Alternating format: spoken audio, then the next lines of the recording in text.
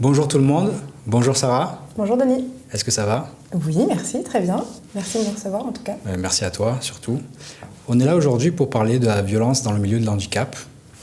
Moi j'ai une petite idée sur le handicap, c'est-à-dire que quand je le vois d'un point de vue extérieur, je me dis c'est des personnes qui sont rejetées par la société. Alors, c'est peut-être brut de décoffrage dit comme ça, mais toi qui travailles de l'intérieur d'ailleurs, est-ce que tu peux te présenter rapidement? Qu'est-ce que tu fais exactement? Oui, alors je travaille dans le milieu du handicap depuis maintenant 15 ans. D'abord comme éducatrice auprès de personnes lourdement handicapées, puis depuis 5 ans plutôt dans le domaine de la formation de jeunes qui auraient des difficultés scolaires, sociales, de santé en général. Ok, c'est quand même un sacré parcours. Hein. Merci. Du coup, tu peux nous dire plus sur comment ça se passe au quotidien? Est-ce que tu as quelque chose à dire vis-à-vis de l'handicap et la violence? Parce qu'on n'est pas forcément censé associer ces deux mots. Tout à fait. Alors la violence, effectivement, elle n'est pas forcément comme on l'imagine, c'est-à-dire des maltraitances physiques avérées. Effectivement, ça, la plupart des gens sont conscients que c'est quelque chose qui est grave et qu'on ne fait pas. Mais la violence, elle peut être à d'autres niveaux. Déjà, tout simplement, dans la vie communautaire. La vie institutionnelle, elle peut parfois être maltraitante sans le vouloir. Bien sûr que sa mission première, c'est pas celle-ci, qu'elle estime bien faire, sauf que quand on met 7 personnes lourdement handicapées dans un même endroit, 7 ou 8 ou parfois 10 ou 15, ils n'ont pas choisi les personnes avec qui ils vivent. C'est difficile pour le personnel, c'est ça que tu... Pour la personne. Pour la personne elle-même ouais, aussi. Ouais. Okay. Non, le personnel, j'ai pas l'impression. Par contre, la personne en situation de handicap qui peut parfois pas s'exprimer, qui vit avec plusieurs autres personnes qui ont des problématiques importantes, qui crient, qui font des crises d'épilepsie, etc. Ils n'ont pas choisi de vivre... Mais c'est vrai qu'on a beau essayer de se mettre à leur place, on n'y arrivera jamais. Effectivement. Ça, on a beau travailler au quotidien, même nous, d'un point de vue extérieur, qu'on n'est pas là-dedans, on peut que imaginer. Et... Tout à fait. Qu'est-ce qui se passe au quotidien avec le personnel, justement? Tu as des retours avec les personnes qui accompagnent? Parce que c'est un peu de l'accompagnement que tu fais. Tu travailles certes dans le milieu handicap, mais il y a de la réinsertion vis-à-vis de la société. Oui, tout à fait. Alors ça, c'était plutôt le pan, effectivement, avec les personnes qui sont handicapées plutôt lourdement. Dans ma mission actuelle, la violence, elle est surtout, je trouve... Alors encore une fois, sans parler des collègues pour le moment, mais plus par rapport à eux. Ça, c'est pour plus tard. Ouais. On les garde pour la fin, le meilleur pour la fin. C'est plus le fait qu'on ne considère pas leur handicap, parce que parfois, c'est des handicaps invisibles. Et forcément, ils reçoivent des réflexions ou des « mais concentre-toi, fais mieux que ça », alors qu'ils sont déjà au max. Et que ça peut être une violence quotidienne, répétée, et pas voulue par les gens. Les gens ne se rendent pas forcément compte qu'ils font ça. Sauf que quand ça ne se voit pas, forcément, c'est moins pris en compte. Et on le comprend moins, on l'estime moins. Et du coup, ça peut être assez violent pour eux. Tu penses que c'est un déni de la situation par rapport aux personnes ou c'est simplement juste... Une méconnaissance peut-être, simplement. Ouais. Une méconnaissance des troubles, une méconnaissance de tout ce qui peut être trouble scolaire. Même quelqu'un qui a, je dis n'importe quoi, une spondylarthrite ankylosante, voilà, ça se voit pas. La personne, elle souffre constamment, presque à 7 ou 8 sur 10. Mais si on la croise, elle sort de sa voiture, elle a une place handicapée, personne ne le sait. Une personne lambda, quoi. Voilà. Et du coup, forcément, les réflexions fusent, les priorités, pourquoi elle passe devant, voilà. Des choses qui peuvent paraître banales, mais quand c'est répété tous les jours et qu'on vit cette situation, ça peut être extrêmement violent.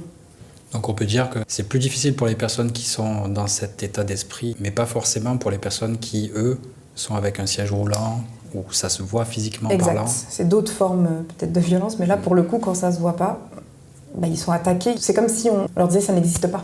Ça ne se voit pas, ça n'existe pas. On parle de normalité aussi, j'imagine. Oui, exact. Et normal.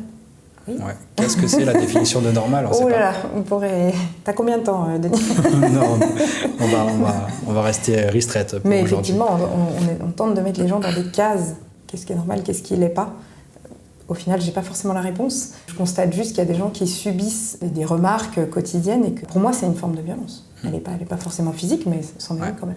C'est clair. Et est-ce que tu as un exemple, je te prends un petit peu au dépourvu, une mise en situation que tu pourrais nous raconter sans aller trop dans le détail, bien sûr, parce qu'il faut rester dans le respect de la confidentialité, mais quelque chose qui te vient à l'esprit, qui t'a frappé dans ta carrière, que tu peux dire, là, j'ai eu assisté à une violence, ou peut-être que j'en ai vécu. Alors, je parle toujours les collègues pour la fin, mais je parle plutôt dans ton quotidien, dans ton... Des violences vis-à-vis de moi ou vis-à-vis du bénéficiaire ou de la personne accueillie? Du bénéficiaire, de la personne accueillie. Voilà, J'en ai quelques-unes. Alors, c'était plutôt il y en a partout, mais celui qui me vient, il était plutôt dans le milieu du handicap sévère, où quand j'ai débuté, je connaissais rien du tout à ce milieu, et je suis tombée sur une personne qui était en charge des soins à l'époque, qui portait des jugements extrêmement violents sur les familles. Elle donnait des surnoms très violents aux personnes en situation de handicap, et je te laisse imaginer le genre de surnom. C'est pas des représentants de la beauté universelle, dirons-nous. Donc c'était vraiment très moqueur, et elle disait oui, mais c'est affectueux. Ouais, c'est pas du taquinage à ce niveau-là, c'est du manque de respect, etc. Moi je l'ai vécu comme ça, personnellement. En plus, ils n'ont pas la parole pour se défendre. On ne sait pas ce qu'ils en pensent de ça. C'est répété. C'est quotidien, c'est souvent. Et puis la famille, ils ont fait ça parce qu'ils avaient adopté ce jeune, en l'occurrence, pour se faire bien voir de la société. Enfin, c'était vraiment des jugements portés sur la famille et sur le jeune. Et puis, elle faisait des choses du genre qui peuvent paraître banales comme ça, non violentes, entre guillemets. Elle pensait tout connaître de cette personne. Et moi, vu que je connaissais rien, j'écoutais ce qu'elle me disait. Mais avec le recul, je me suis aperçue à quel point c'était violent pour le bénéficiaire. Elle disait « Non, mais donne-lui pas ça, il aime pas ça.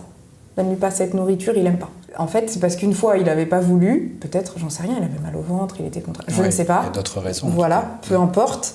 Et en fait, il a été privé de certaines choses sous prétexte qu'une personne imaginait le connaître. Et on s'est aperçu des années après qu'en fait, c'était faux, il aimait bien. En fait.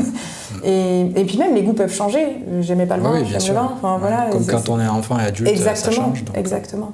Donc il y avait toute cette espèce de toute puissance, puisqu'elle avait la parole et puisqu'elle était représentante du soin, par la connaissance, soi-disant, qui pouvait faire extrêmement violence. Et ça part de loin, la violence. Souvent, on dit que ça paraît pas violent, mais pour la personne en elle-même, si on se met à sa place, on ne pourra jamais se mettre à sa place, comme je le disais au départ. Exact. Donc la violence, c'est assez subjectif et personnel. Et là, finalement, c'est un problème pour cette personne. En tout cas, merci pour cet exemple. Avec plaisir. Est-ce que ça te dirait qu'on aille plutôt sur tes collègues ? Parce que ça m'intrigue depuis tout à l'heure. Je sens que tu as envie d'en parler. Les collègues, disons que je ne peux pas parler à leur place. Non. C'est un peu... Ton ressenti, toujours. Mon ressenti, ça va peut-être être bateau, mais c'est vrai que d'avoir plus de moyens, ça aide forcément à pouvoir traiter des situations plus en profondeur, à éviter les frustrations, parce que parfois on laisse un jeune un peu comme ça, parce qu'on n'a pas les moyens toujours de le suivre. Qu'est-ce que tu entends par moyen ? Tu penses à plus de monde, plus de personnel qui encadre mieux ? Ouais, ok. Bien sûr, parce que si on est 1 pour 50 personnes à suivre, c'est pas pareil que si on est 1 pour 20, on fait pas le même travail, on n'accompagne pas de la même manière. Je vois bien ce que tu veux dire, j'ai connu ça en prison aussi. Voilà, tu sais. 1%, c'est pas mal.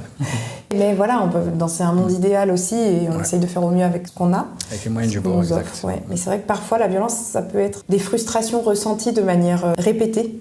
Ça peut amener à des burn-out, ça peut amener à des choses plus difficiles à gérer. Plus une violence psychologique dans ce cadre-là. Exactement.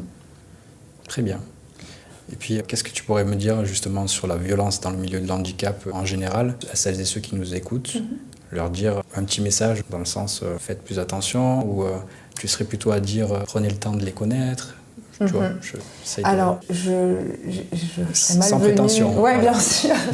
Non, ce que je dirais juste, c'est que déjà de conscientiser un maximum toutes vos actions.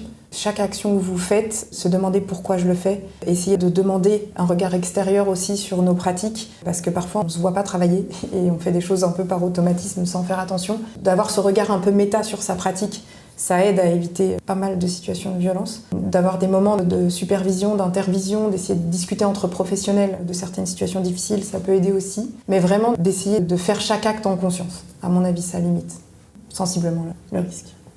Merci pour ces conseils. Bon, mais voilà, je crois qu'on peut se quitter là-dessus. En tout cas, merci beaucoup encore une fois. Merci Denis pour ta confiance. Et puis, bonne journée à vous. Bonne journée. Bientôt.